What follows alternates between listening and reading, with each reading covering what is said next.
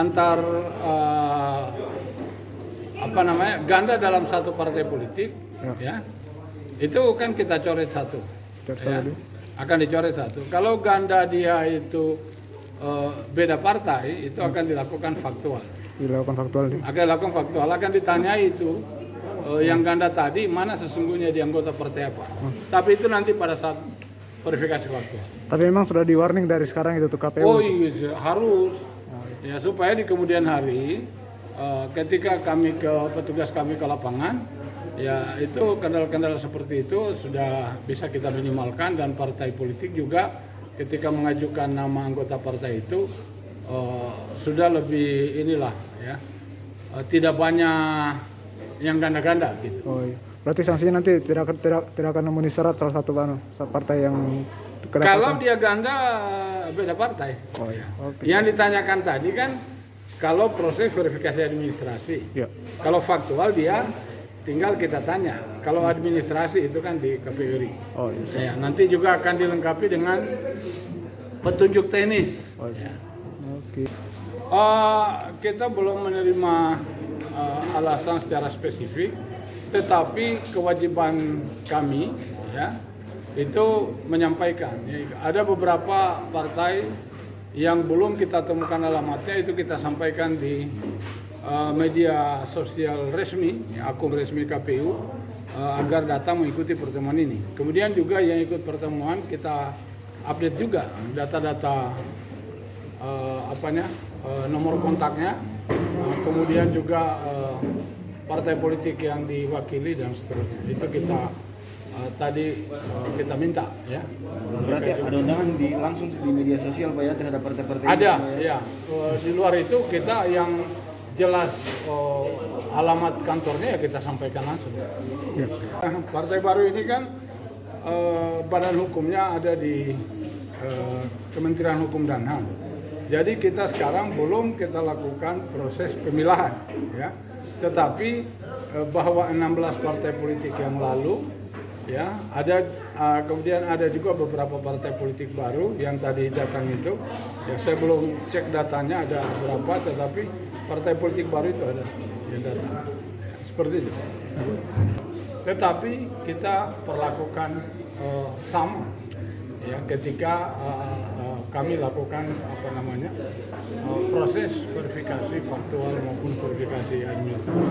Kemudian kita juga tadi menghimbau kepada kepengurusan kabupaten kota agar pengurus provinsi juga menyampaikan jika ada hal-hal yang perlu dikoordinasikan, dikonsultasikan dengan kabupaten kota, ya segera pengurus kabupaten kota juga untuk berkoordinasi dan berkonsultasi dengan KPU kabupaten kota. Pada prinsipnya KPU akan transparan, ya, akan melakukan tugas-tugasnya sesuai dengan ketentuan yang diperintahkan oleh undang-undang pemilu. Kira-kira gitu. Pemenuhan administrasinya, kelengkapan dan keabsahan. Kemudian KPU juga nanti akan melakukan proses verifikasi faktual, yaitu akan melakukan proses bertemu langsung dengan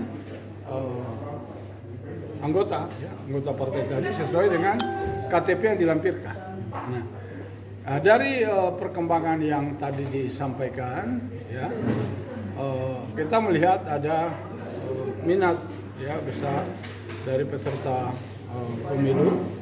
Ya, jumlah partai yang berbadan hukum itu 75. Kemudian yang datang tadi tentu tidak semua, ya ada lebih 20 partai politik, baik yang peserta pemilu 2019 yang lalu, ada 16 partai politik ya yang lalu, kemudian juga ada beberapa partai politik baru. Ya semuanya kita sampaikan. Ya, pada prinsipnya pelayanan KPU itu tidak melihat partai besar, partai kecil, itu 1000 atau 1/1000 dari jumlah penduduk. Ya. Misalnya penduduk daerah itu adalah 100.000, maka keanggotaan partai politik di daerah itu, di kabupaten itu, ya, kabupaten atau kota, minimal 100. Ya, demikian selanjutnya. Nah, itu juga kita akan lakukan faktual keanggotaan. Ya. Karena mereka ini di samping menyerahkan daftar nama 1.000 atau 1.000 juga harus dilampiri dengan fotokopi identitas diri, ya, KTP elektronik maupun KTA, kartu tanda bahwa yang bersangkutan adalah anggota partai politik. Nah kemudian KPU kita akan menunggu setelah pendaftaran 1 Agustus nanti, kemudian melakukan pemeriksaan di KPU. Ya, baru ada tahapannya nanti untuk disampaikan kepada KPU provinsi maupun KPU kabupaten kota. Kemudian untuk menjadi peserta pemilu ya, itu harus lolos ya, verifikasi administrasi dan juga verifikasi faktual. Verifikasi administrasi itu akan dilakukan terhadap semua persyaratan. Ya. Kita akan melakukan penelitian menyangkut keterpenuhan syarat dan juga keabsahan. Nah, beberapa persyaratan itu antara lain, ya partai politik harus memiliki badan hukum. Kepengurusannya itu dia harus ada di seluruh provinsi se-Indonesia termasuk Sulawesi Tenggara. Kemudian di tingkat provinsi Sulawesi Tenggara ini minimal ya itu 9 kepengurusan dari 17 kabupaten kota atau dia 75%. Ya. 75% itu berapa ya? 12 ya. 12 pokoknya 75% ya.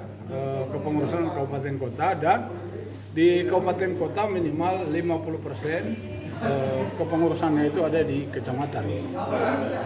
Nah, kemudian dia untuk verifikasi calon peserta pemilu tahun 2024, tahapannya itu berdasarkan PKPU tahapan itu nanti tanggal 29 Juli sampai dengan 13 Desember. Nah, KPU Sulawesi Tenggara tentu merasa perlu ya untuk segera bertemu dengan pimpinan partai politik di tingkat provinsi Sulawesi Tenggara untuk kita melakukan langkah-langkah persiapan. Dan hari ini kita melaksanakan kegiatan rakor dalam rangka itu. Nah, beberapa hal yang kita sampaikan tadi, yang pertama bahwa di verifikasi parpol peserta pemilu untuk tahun 2024 yang akan datang itu sudah akan menggunakan aplikasi atau sistem informasi partai politik ya, atau yang mungkin dikenal itu SIPOL ya. Nah, semua data kepengurusan maupun keanggotaan partai politik itu akan dimasukkan di dalam aplikasi ini, akan semuanya diinput oleh DPP partai politik. Terima kasih sudah nonton. Jangan lupa like, subscribe, dan share ya.